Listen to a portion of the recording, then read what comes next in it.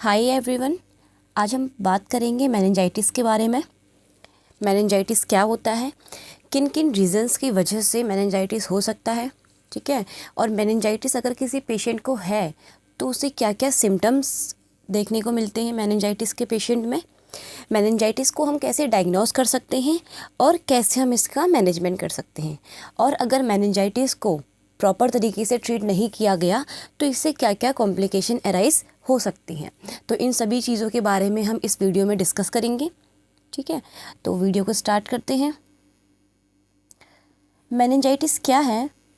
Meningitis is the inflammation of meninges, the protective covering of brain and spinal cord. देखो, आप सभी को पता है कि मेनिंजस क्या होती है, जो हमारे ब्रेन और हमारे स्पाइनल कॉर्ड को प्रोटेक्ट करने का काम करती है, राइट। अब मेनिंजस में 3 लेयर्स आती हैं, उसको हम कंबाइनली मेनिंजस बोलते हैं। कौन कौन सी लेयर्स होती हैं वो? सबसे पहले देखो, आपको सबको पता है हमारा ऊपर स्कल होता है, स्कल के नीचे हमारी ड्यूरा मैटर होती है, ठीक है। ड्यूरा मैटर के नीचे हमारी एरेक्नॉइड मैटर है, और जो सबसे नीचे इनर मोस्ट जो लेयर है, ठीक है, जो मेम्ब्रेन है, उसको हम बोलते हैं पाया मैटर। तो सबसे जो हमारे ब्रेन की सरफेस को कवर करती है उसको हम बोलते हैं पाया मैटर। जो सबसे ब्रेन के सबसे नज़दीक होती है, सबसे पास होती है, उसको हम बोलते हैं पाया मैटर। पाया मैटर के ऊपर होती है एरेक्नॉइड मैटर, और एरेक्नॉइड मैटर के ऊपर होती है ड्यूरा मैटर, ठीक। तो ये क्या है, ये हमारे ब्रेन, इसी तरीके से हमारे स्पाइनल कॉर्ड की भी होती हैं। तो ये क्या है, ये हमारे ब्रेन और स्पाइनल कॉर्ड दोनों को कवर करने का काम करती है, प्रोटेक्ट करने का काम करती है। तो बेसिकली मेनिंजाइटिस में क्या होता है, इन्हीं लेयर्स में इन्फ्लामेशन हो जाता है। कौन कौन सी? पाया मैटर में, एरेक्नॉइड मैटर में और ड्यूरा मैटर में। अगर मैं बात करूं कि मेनिंजाइटिस में क्या होती है, सिर्फ 2 लेयर सबसे ज़्यादा अफेक्ट होती हैं। तो वो 2 लेयर कौन कौन सी होती हैं? एरेक्नॉइड और पाया मैटर, ठीक है। और एरेक्नॉइड और पाया मैटर को हम कंबाइनली लेप्टोमेनिंजाइटिस भी लेप्टोमेनिंजस भी बोलते हैं। लेप्टोमेनिंजस, ठीक है। तो बेसिकली मेनिंजाइटिस में क्या होता है, मेनिंजाइटिस में हमारे फर्स्ट ऑफ ऑल कि हमारे जो मेनिंजियस हैं, जो हमारे पाया matter, dura mater, arachnoid matter है, ठीक है, इन तीनों में क्या होता है, इन्फ्लामेशन होता है, ओके। अगर मैं बात करूं कि सिर्फ एरेक्नॉइड और पाया मैटर में सबसे ज़्यादा इन्फेक्शन देखने को मिलता है, जिसको हम कंबाइनली बोलते हैं लेप्टोमेनिंजियस, एरेक्नॉइड और पाया मैटर। इसमें क्या होता है, इसमें आप सभी को पता है कि हमारा जो सब एरेक्नॉइड स्पेस होता है, ठीक, यानी कि जो हमारा जो एरेक्नॉइड मैटर और पाया मैटर है उसके बीच का जो स्पेस है, ये वाला, इसको हम बोलते हैं सब एरेक्नॉइड स्पेस। इसमें क्या होता है, इसमें इन्फेक्शन हो जाता है। ये जो CSF यहाँ पे फ्लो कर रहा है, इसमें इन्फेक्शन हो जाता है, ठीक है। तो जिसकी वजह से हमारी एरेक्नॉइड और पाया मैटर दोनों ही सबसे ज़्यादा इन्वॉल्व होती हैं मेनिंजाइटिस में, ओके, ठीक है। और अगर कोई पूछे कि मेनिंजाइटिस में कौन सी लेयर जो है वो इन्फेक्शन होता है उसमें, या फिर इन्फ्लामेशन होती है, तो हम उसको बोलते हैं लेप्टोमेनिंजियस, यानी कि जिसमें हमारी एरेक्नॉइड और पाया मैटर सबसे ज़्यादा इन्वॉल्व होती है, ठीक है। उसके बाद है, ये तो था मेनिंजाइटिस के बारे में कि मेनिंजाइटिस क्या है। हमारी जो मेनिंजियस है, जो हमारी ब्रेन और स्पाइनल कॉर्ड को प्रोटेक्ट करने का काम करती है, उसमें इन्फ्लामेशन हो जाता है, राइट। देन उसके बाद है types and causes of meningitis. अभी जो मेनिंजाइटिस हो रहा है, जो हमारी ब्रेन और हमारी स्पाइनल कॉर्ड की कवरिंग है, जो प्रोटेक्टिंग कवरिंग है, उसमें जो इन्फ्लामेशन, इन्फेक्शन हो रहा है, तो वो क्यों हो रहा है, ठीक है। इसके टाइप्स भी यही हैं और कॉजेज़ भी यही हैं। सबसे पहला है बैक्टीरियल मेनिंजाइटिस। बैक्टीरियल मेनिंजाइटिस हम कब बोलेंगे, जब मेनिंजाइटिस बैक्टीरिया की वजह से हो रहा हो, राइट। जैसे बैक्टीरियल मेनिंजाइटिस में हमारे आते हैं, कौन कौन से बैक्टीरिया आते हैं? पहला आता है नाइजेरिया मेनिंजाइटिस, ठीक है, और स्ट्रेप्टोकोकस निमोनियाई और हीमोफिलियस इन्फ्लुएंजा। तो अगर इन बैक्टीरिया की वजह से इन मेनिंजाइटिस हो रहा है तो इसको हम बोलते हैं बैक्टीरियल मेनिंजाइटिस। सेम वैसे ही है वायरल मेनिंजाइटिस। जब मेनिंजाइटिस किसी वायरस की वजह से हो रहा हो, जैसे हार्पिस सिम्प्लेक्स वायरस हो गया, ठीक है, वर्सीला जोस्टर वायरस हो गया, एप्स्टीन बार वायरस हो गया, अगर इन वायरसेस की वजह से मेनिंजाइटिस हो रहा है तो उसको हम बोलते हैं वायरल मेनिंजाइटिस, राइट। फिर है फंगल मेनिंजाइटिस। अगर किसी फंगाई की वजह से मेनिंजाइटिस हो रहा है तो उसको हम बोलते हैं फंगल मेनिंजाइटिस, जिसमें हमारा आता है कैंडिडा, ठीक है। नेक्स्ट है infectious meningitis. Non infectious meningitis क्या होता है ना बेसिकली, मतलब इसमें किसी बैक्टीरिया या वायरस या फंगाई या पैरासाइट की वजह से मेनिंजाइटिस नहीं हो रहा है, इसमें सेकेंडरी कॉज की वजह से पेशेंट को मेनिंजाइटिस हो रहा है। फॉर एग्जांपल ल्यूकीमिया है, ब्रेन एब्सिस है, ठीक है, जिसमें क्या हुआ, चाहे वो HIV एड्स है, जिसमें क्या हुआ, पेशेंट को पहले से ही कोई डिजीज़ कंडीशन थी, ओके, उस डिजीज़ कंडीशन के बाद अगर मेनिंजाइटिस हो रहा है तो उसको हम बोलते हैं नॉन इन्फेक्टियस मेनिंजाइटिस या फिर सेकेंडरी मेनिंजाइटिस भी बोल सकते हैं, ठीक है। जिसमें जैसे ल्यूकीमिया यानी कि जो ब्लड कैंसर, पेशेंट को ब्लड कैंसर हुआ, देन उसके बाद उसको क्या हुआ, मेनिंजाइटिस हो गया, तो वो आएगा नॉन इन्फेक्टियस मेनिंजाइटिस में। पेशेंट को पहले ब्रेन एब्सिस था, यानी कि जो उसकी ब्रेन थी, जो उसकी ब्रेन पैरेन्काइमा थी, उसमें क्या हो गया था, पस फॉर्मेशन हो गई थी, ठीक है, ब्रेन में पस का डेवलपमेंट हो रहा था, तो उसको हम बोलते हैं ब्रेन एब्सिस। ब्रेन एब्सिस होने के बाद अगर पेशेंट को मेनिंजाइटिस होता है तो वो हमारा आता है नॉन इन्फेक्टियस मेनिंजाइटिस में, जिसमें किसी बैक्टीरिया, वायरस या प्रोटोजोआ इन सब की वजह से मेनिंजाइटिस ना हो रहा हो, किस पेशेंट को पहले कोई डिजीज़ कंडीशन है, उसके बाद मेनिंजाइटिस वाली प्रॉब्लम डेवलप हो रही हो, ठीक है। तो ये थे basically types and causes meningitis के। देखो मेनिंजाइटिस होता कैसे है, अगर मैं इसकी पैथोफिजियोलॉजी की बात करूं कि कैसे कैसे मेनिंजाइटिस होता है, सबसे पहले क्या होगा, कोई भी चाहे बैक्टीरिया हो, वायरस हो, ठीक है, वो हमारी बॉडी में एंटर किया, राइट। देखो कोई भी बैक्टीरिया था या फिर वायरस है, ठीक है, उसने क्या करा, हमारी बॉडी में एंटर किया। हमारी बॉडी में आपको पता है कि वो हमारे कहाँ पे जाएगा, ब्लड स्ट्रीम में जाएगा, ताकि वो हमारी बॉडी को अफेक्ट कर सके। तो वो गया हमारे कहाँ पे, ब्लड स्ट्रीम में, ठीक है, ब्लड स्ट्रीम में वो एंटर हुआ। उसके बाद क्या हुआ, वो ऐसे सर्कुलेट होते होते कहाँ गया, हमारे ब्रेन में गया। हमारे ब्रेन में आप सभी को पता है कि हमारे ब्रेन में होते हैं ब्लड ब्रेन बैरियर। इस ब्लड ब्रेन बैरियर का क्या काम होता है, BBB, मैं शॉर्ट फॉर्म में लिख रही हूँ, ब्लड ब्रेन बैरियर। ये ब्लड ब्रेन बैरियर क्या होता है, ये कुछ सब्सटेंसेस को ही ब्रेन के अंदर एंटर होने देता है, ठीक है, इसका ये काम होता है। यानी कि एक तरीके से मैं बोलूँ कि ये ना हमारे ब्रेन को प्रोटेक्ट करने का भी काम करता है, किसी फॉरेन एंटीजन से, बैक्टीरिया से, उनसे ये बचाने का काम करता है। कोई टॉक्सिक जो ड्रग्स होती हैं, ठीक है, उनसे भी हमारे ब्रेन को प्रोटेक्ट करने का काम करता है, ताकि वो डायरेक्टली हमारे ब्रेन को हार्म ना करें, ठीक है। तो ये काम होता है ब्लड ब्रेन बैरियर का। अब ये हमारा इन्फेक्शन क्या गया, हमारी बॉडी के अंदर गया, हमारे ब्लड स्ट्रीम में गया। ब्लड स्ट्रीम में जाने के बाद वो क्या होगा, सर्कुलेट होगा, ठीक, उसके बाद जाकर के वो ब्रेन में जाएगा। ब्रेन में जाने से पहले उसको ब्लड ब्रेन बैरियर को क्रॉस करना पड़ेगा, राइट। तो कुछ ऐसे बैक्टीरियाज, वायरस होते हैं जो हमारे ब्लड ब्रेन बैरियर को क्रॉस कर देते हैं, इसीलिए मेनिंजाइटिस कॉज करते हैं, ठीक है। तो ये क्या करते हैं कि BBB यानी कि ब्लड ब्रेन बैरियर्स को क्रॉस करके हमारे ब्रेन में एंटर कर जाते हैं, हमारे कहाँ पे, CSF वाले उसमें, जो हमारा सब अरेक्नॉइड स्पेस है। हमारे सबसे पहले ये CSF को इन्फेक्ट करते हैं, देन इसमें हमारी फिर पाया मैटर, अरेक्नॉइड मैटर जो है वो सबसे ज़्यादा इन्वॉल्व होती है, ठीक है। इस तरीके से हमारे ब्रेन में मेनिंजाइटिस जो है वो होता है, ठीक। तो बेसिकली ये थी इसकी एक छोटी सी पैथोफिजियोलॉजी, जिसमें क्या हो रहा था, कोई भी कॉज हो, चाहे बैक्टीरिया हो, वायरल हो, ठीक है, सबसे पहले वो एंटर होगा हमारे ब्लड स्ट्रीम में, क्योंकि कोई भी चीज़ अगर हमारी बॉडी को अफेक्ट करनी है तो सबसे पहले उसको हमारे बॉडी के अंदर एंटर करना पड़ेगा, है कि नहीं। तो वो क्या होगा, हमारे बॉडी के अंदर एंटर करेगा, हमारे ब्लड स्ट्रीम में एंटर करेगा, उसके बाद वो सर्कुलेट होगा, क्योंकि उसको जहाँ अफेक्ट करना है वो तो वहीं करेगा, राइट। तो वो क्या करेगा, हमारे ब्लड स्ट्रीम में सर्कुलेट होते हुए हमारे ब्रेन में जाएगा, क्योंकि उसका मेन टारगेट क्या है, मेनिंजाइटिस करवाना। तो वो हमारे ब्रेन में जाएगा। अब ब्रेन में सबसे पहले क्या करेगा, वो ब्लड ब्रेन बैरियर को क्रॉस करेगा, ठीक है। जैसे ही वो ब्लड ब्रेन बैरियर को क्रॉस करके अंदर CSF में जाता है, तो वो हमारे पहले CSF को इन्फेक्ट करता है, ठीक। उसके बाद वो हमारे पाया मैटर और एरेक्नॉइड मैटर को भी अफेक्ट करना स्टार्ट कर देता है, ठीक है। तो इस तरीके से मेनिंजाइटिस होता है। देन उसके बाद है साइन एंड सिम्टम्स। अब अगर पेशेंट है मेनिंजाइटिस का, तो हमें उस पेशेंट में क्या क्या सिम्टम्स दिखेंगे, ठीक है। हमारे पास पेशेंट आया मेनिंजाइटिस का, हम कैसे डायग्नोस करेंगे कि ये मेनिंजाइटिस वाला ही पेशेंट है, ठीक है। क्योंकि मेनिंजाइटिस जो पेशेंट होता है ना, उसके कुछ कार्डिनल साइंस होते हैं, जिससे हमें देख के पता चल जाता है कि हाँ, ये जो पेशेंट है ये क्या है, मेनिंजाइटिस का है। तो सबसे पहला जो सिम्टम होता है मेनिंजाइटिस का, वो है हेडेक, ठीक है। पेशेंट जो आएगा, क्योंकि अब अगर उसका ब्रेन अफेक्ट हो रहा है, ठीक है, मेनिंजाइटिस क्या है, जो हमारे ब्रेन को प्रोटेक्ट करने का काम करती है, कवरिंग है, जब वो अफेक्ट हो रही है, ब्रेन प्रॉपर तरीके से फंक्शन नहीं कर पाएगा, तो अब बेसिक बात है, पेशेंट को बहुत ज़्यादा हेडेक होगा, ठीक है। हाई ग्रेड फीवर, क्योंकि इन्फेक्शन की वजह से मेनिंजाइटिस हो रहा है, चाहे वो बैक्टीरिया हो, वायरस हो, तो वो क्या करेगा, उसकी वजह से पेशेंट को हाई ग्रेड फीवर देखने को मिलेगा, राइट। पेशेंट को कन्फ्यूज़न होगा, जो पेशेंट होगा वो कन्फ्यूज़ रहेगा क्योंकि उसका ब्रेन प्रॉपर तरीके से फंक्शन नहीं कर पा रहा है, ठीक है।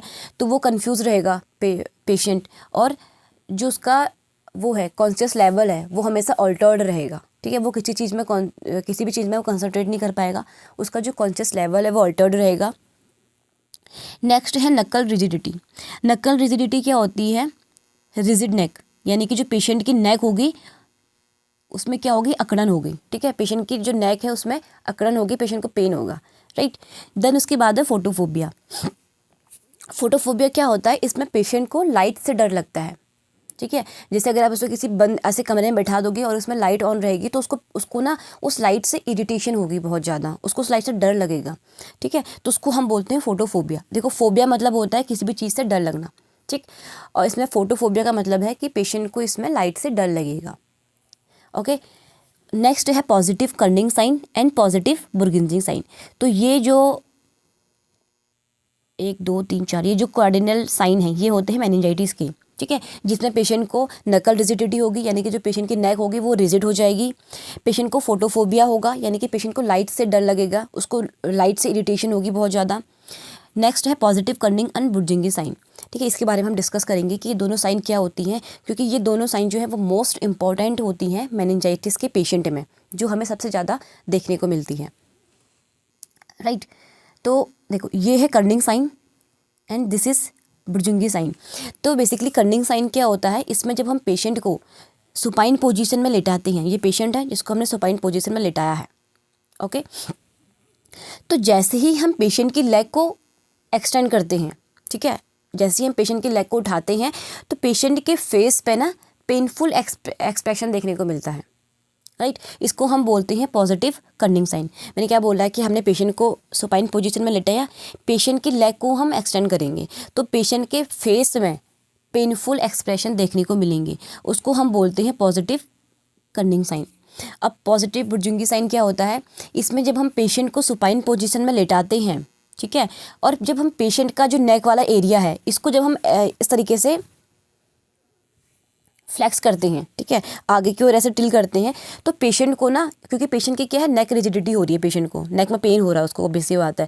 तो जब जैसे ही हम पेशेंट की जो हेड है, ठीक है, उसको हम जैसे टिल करेंगे तो पेशेंट पेन को कम करने के लिए अपने लेग को फ्लेक्स्ड कर लेगा, इसको हम बोलते हैं पॉजिटिव बुर्जिंगी साइन।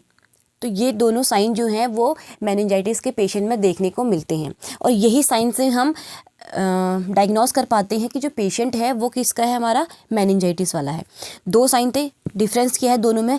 कर्निंग साइन में क्या होता है, हम पेशेंट को सुपाइन पोजीशन में लेटाते हैं, पेशेंट की लेग को हम एक्सटेंड करते हैं तो पेशेंट के फेस में पेनफुल एक्सप्रेशन देखने को मिलते हैं, उसको हम बोलते हैं कर्निंग साइन, राइट। अब पॉजिटिव बुर्जिंगी साइन क्या होता है? जिसमें पेशेंट को सुपाइन पोजीशन में लेटा हुआ है पेशेंट, जब हम उसकी नेक को, ठीक है, फ्लेक्स करेंगे तो पेशेंट को पेन होगा, उस पेन को कम करने के लिए पेशेंट क्या करेगा, अपने लेग को फ्लेक्स कर देगा, इसको हम बोलते हैं पॉजिटिव बुर्जिंगी साइन, ठीक। तो यही जो साइन है वो मेनिंजाइटिस के पेशेंट में देखने को मिलते हैं, ठीक है। तो ये कुछ कार्डिनल साइन होते हैं, नकल रिजिडिटी हो गया, फोटोफोबिया हो गया, पॉजिटिव कर्निंग साइन हो गया एंड पॉजिटिव बुर्जिंगी साइन हो गया। ये कुछ साइन हैं जो मेनिंजाइटिस के पेशेंट में देखने को मिलते हैं, ओके। देन उसके बाद है हम मेनिंजाइटिस के पेशेंट को डायग्नोस कैसे करेंगे। तो आप लोग बोलोगे कि उसके साइन से करेंगे। हाँ, साइन तो हमें दिखेगा पेशेंट में, जब हम पेशेंट का एग्जामिनेशन करेंगे तो ये जो पॉजिटिव कर्निंग साइन है, पॉजिटिव बुर्जिंगी साइन है, ये तो पेशेंट में हमें देखने को मिलेगा ही मिलेगा। नकल रिजिडिटी हो गया, फोटोफोबिया हो गया, वो चीज़ तो देखने को मिलेगी पेशेंट में। साथ में हम और कैसे डायग्नोस कर सकते हैं मेनिंजाइटिस का? तो सबसे पहला है ब्लड कल्चर। हम पेशेंट का ब्लड कल्चर करेंगे, यानी कि ब्लड टेस्ट करेंगे, जिसमें हमें पता चलेगा कि पेशेंट को किस वजह से मेनिंजाइटिस हो रहा है, ठीक है। नेक्स्ट है CSF एनालिसिस। अगर मैं बात करूं कि मेनिंजाइटिस के पेशेंट में सबसे जो कन्फर्मेटरी डायग्नोस होता है मेनिंजाइटिस का वो क्या है, तो वो है CSF एनालिसिस। क्योंकि जो भी इन्फेक्शन है वो सबसे पहले कहाँ जाता है, हमारे ब्रेन में जाकर के हमारे CSF को अफेक्ट करता है, ठीक है। देन उसके बाद हमारी एरेक्नॉइड और हमारी जो PI मीटर है वो इन्वॉल्व होती हैं। तो अगर मैं बात करूँ मेनिंजाइटिस के पेशेंट की, तो CSF क्या है, कन्फर्मेटरी डायग्नोस। कन्फर्मेटरी डायग्नोस, ठीक है, राइट। तभी तक हम क्या बात कर रहे थे, हाँ CSF के बारे में बात कर रहे थे हम। तो अगर मैं ये बोलूँ कि मेनिंजाइटिस का जो पेशेंट है, अगर उसमें कन्फर्मेटरी डायग्नोस की बात की जाए तो CSF एनालिसिस होता है, ठीक है। ये क्या है, कन्फर्मेटरी डायग्नोसिस है मेनिंजाइटिस का। इससे हम कंफर्म हो जाएगा कि हाँ जो ये पेशेंट है वो मेनिंजाइटिस वाला ही है। अब CSF एनालाइज हमने किया, ठीक है, हम क्या करते हैं, जो हमारा लंबा रीजन होता है वहाँ से हम CSF को कलेक्ट करते हैं। L4 या L5 से हम जो हमारा CSF है उसको कलेक्ट किया जाता है, ठीक है। देन और क्या चीज़ है इसमें, हाँ अब हमने क्या किया, CSF को कलेक्ट किया, लंबार पंक्चर करके हमने CSF को कलेक्ट किया, ठीक। तो उसमें क्या चीज़ देखने को मिलेगी हमें, जो जो ये इंडिकेट करेगा कि पेशेंट मेनिंजाइटिस वाला है। हमने ये तो बोल दिया कि जो CSF हम एनालाइज करेंगे वो क्या है, कन्फर्मेटरी डायग्नोस है। पर ये भी तो पता होना चाहिए कि CSF जब हम एनालाइज करेंगे तो उसमें हमें क्या चीज़ देखने को मिलेगी जो इंडिकेट करेगा कि पेशेंट मेनिंजाइटिस वाला है, वो चीज़ भी तो पता होनी चाहिए ना। तो सबसे पहला क्या इंडिकेशन होता है, तो फर्स्ट है क्लाउडी CSF, ठीक है। जो CSF होगा, आप सभी को पता है कि जो हमारा सेरिब्रो स्पाइनल फ्लूइड होता है वो कैसा होता है, क्लियर होता है, ठीक है।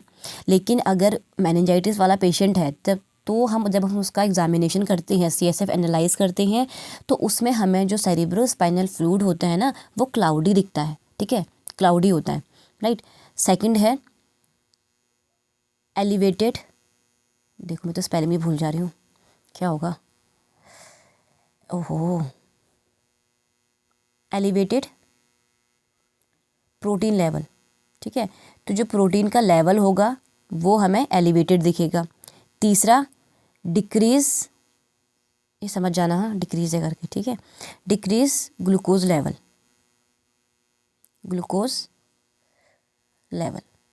राइट। तो ये 3 चीज़ें हमें जो है वो पेशेंट में देखने को मिलेगी, CSF जब हम एनालाइज करेंगे तो उसमें देखने को मिलेगी जो इंडिकेट करता है कि पेशेंट जो है वो मेनिंजाइटिस वाला है, ठीक है। हमने CSF लंबार पंक्चर करके CSF कलेक्ट किया। जब हमने CSF को एनालाइज किया तो हमने ये देखा कि जो CSF है वो कैसा है, क्लाउडी है। बेसिकली अगर जो सेरिब्रो स्पाइनल फ्लूइड होता है वो क्लियर होता है, राइट। अगर मेनिंजाइटिस है तो उसमें जो CSF होगा वो क्लाउडी होगा, जो प्रोटीन लेवल है वो एलिवेटेड होगा, राइट, एंड जो ग्लूकोज का लेवल है वो डिक्रीज होगा, ठीक है। तो ये अगर CSF एनालाइज में ये चीज़ें आती हैं तो इंडिकेट करता है कि पेशेंट जो है वो मेनिंजाइटिस वाला है। इसीलिए CSF को हम कन्फर्मेटरी डायग्नोस बोलते हैं मेनिंजाइटिस के पेशेंट में, ओके। उसके बाद हम CT स्कैन करेंगे, MRI करेंगे। अगर पेशेंट को और भी डिजीज़ है, फॉर एग्जांपल मान लो कि पेशेंट को पहले ब्रेन एब्सेस था, उसके बाद उसको मेनिंजाइटिस हुआ है, ठीक है, मतलब सेकेंडरी कॉज की वजह से मेनिंजाइटिस हुआ है, तो उसमें हम CT स्कैन भी कर सकते हैं, MRI भी कर सकते हैं, ये जानने के लिए पेशेंट का जो ब्रेन है, ठीक है, जो लेयर है वो कितनी ज़्यादा अफेक्ट हुई है, उन चीज़ों के लिए, ओके। तो ये थे मेनिंजाइटिस के डायग्नोस। हम क्या करते हैं, हम ब्लड टेस्ट करते हैं, CSF एनालाइज करेंगे, CT स्कैन करेंगे, MRI करेंगे, जो मैंने आपको कार्डिनल साइन बताए थे वो चेक करेंगे पेशेंट में कि वो है या नहीं है। तो ये है पेशेंट के मेनिंजाइटिस के डायग्नोसिस। देन उसके बाद चलो अब तो पता चल गया हमें कि पेशेंट जो है वो मेनिंजाइटिस से डायग्नोज हो गया है, ठीक है, मतलब पता चल गया कि पेशेंट को मेनिंजाइटिस है। तो उसका मैनेजमेंट कैसे करेंगे हम,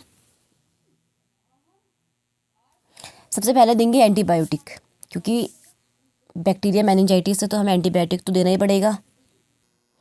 एंटीबायोटिक में हम देंगे एम्पिसिलिन, पेप्रासिलिन, सिफ्ट्रेक्सोन, सिफोटेक्साइम। तो ये कुछ एंटीबायोटिक्स होती हैं जिनको हम मेनिंजाइटिस वाले पेशेंट में देते हैं।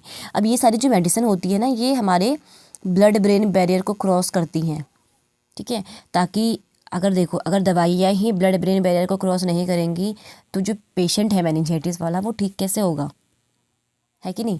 तो ये जो मेडिसिन होती हैं क्या करती हैं, हमारे जो BBB यानी कि जो ब्लड ब्रेन बैरियर होता है उसको क्रॉस करके जो भी इन्फेक्शन है, इन्फ्लामेशन है, उसको ट्रीट करती है, राइट। देन उसके बाद है एंटी इन्फ्लामेटरी ड्रग्स, क्योंकि इन्फेक्शन हो रहा है तो इन्फ्लामेशन भी हो रही होगी, मीन्स ब्रेन के अंदर स्वेलिंग भी हो रही होगी, ठीक है। तो उस स्वेलिंग को कम करने के लिए हम डेक्सामेथासोन देते हैं, ताकि जो अंदर इन्फेक्शन की वजह से जो इन्फ्लामेशन हो रहा है वो कम हो सके। ओके, उसके बाद है एंटीवायरल ड्रग्स। अगर वायरस की वजह से मेनिंजाइटिस हो रहा हो तो हम उसमें एंटीवायरल ड्रग्स भी देते हैं, जिसमें हम देंगे असाइक्लोविर। ठीक है, ये एक दवाई का नाम है, एंटीवायरल ड्रग्स का नाम है असाइक्लोविर। तो वो पेशेंट को हम देंगे अगर वायरल मेनिंजाइटिस हो रहा हो तो। ओके, और बाकी तो आपको पता है सिम्टोमेटिक ट्रीटमेंट किया जाएगा पेशेंट में। जैसे अगर पेन हो रहा है तो हम एनाल्जेसिक दे देंगे, राइट। और अगर पेशेंट को हाई ग्रेड फीवर है तो हम एंटीपायरेटिक्स दे देंगे। ठीक है, इस तरीके से हम सिम्टोमेटिक ट्रीटमेंट कर सकते हैं बाकी चीज़ों का, लेकिन जो मेन है वो है एंटीबायोटिक्स। ठीक है, जिसमें हम एम्पिसिलिन, पेपरासिलिन, सिफ्टोक्सोन, सिफ्टोक्साइम ये देते हैं। ये क्या करती हैं, ब्लड ब्रेन बैरियर को क्रॉस करके जो भी इन्फेक्शन हो रहा है उसको ट्रीट करती हैं।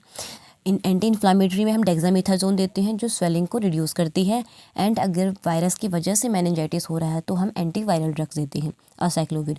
देन इसके अगर अदर की बात मैं करूँ तो इसमें हम सिम्टोमेटिक ट्रीटमेंट देते हैं।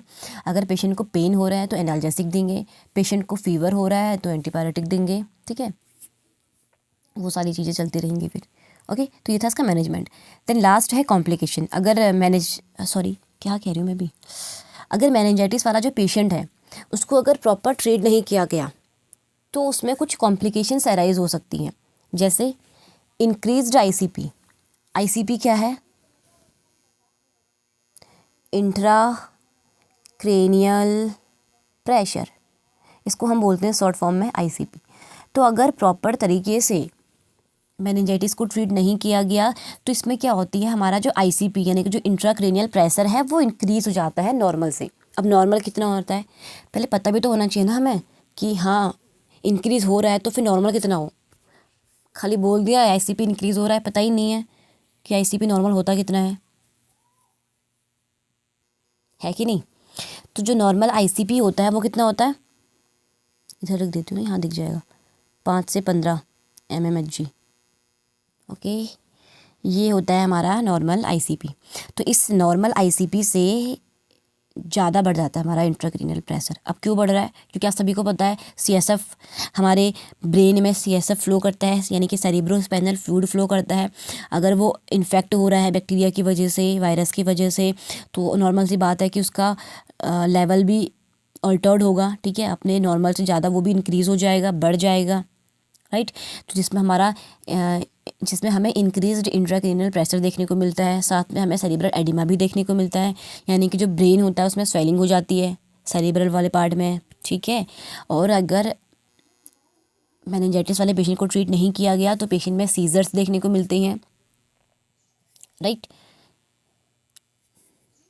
तो ये है इसकी कॉम्प्लिकेशन लास्ट में। ओके, कि अगर प्रॉपर तरीके से मेनिंजाइटिस के पेशेंट को ट्रीट नहीं किया गया तो उसमें जो आईसीपी है, इंट्राक्रेनियल प्रेशर है, वो इंक्रीज़ हो जाएगा, सेरिब्रल एडिमा देखने को मिलेगा और पेशेंट में सीजर्स भी आ सकते हैं।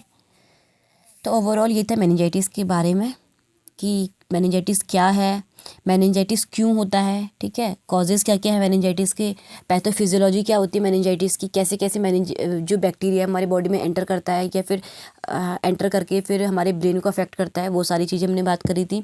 देन अगर हमारे पास कोई मेनिंजाइटिस वाला पेशेंट आता है तो उसमें कौन कौन से हमें सिम्टम्स देखने को मिलते हैं, मैंने आपको कुछ कार्डिनल सिम्टम्स ही बताए थे। ठीक है, उसके बाद हमने बात करी थी डायग्नोस के बारे में कि मेनिंजाइटिस को कैसे डायग्नोस किया जाता है।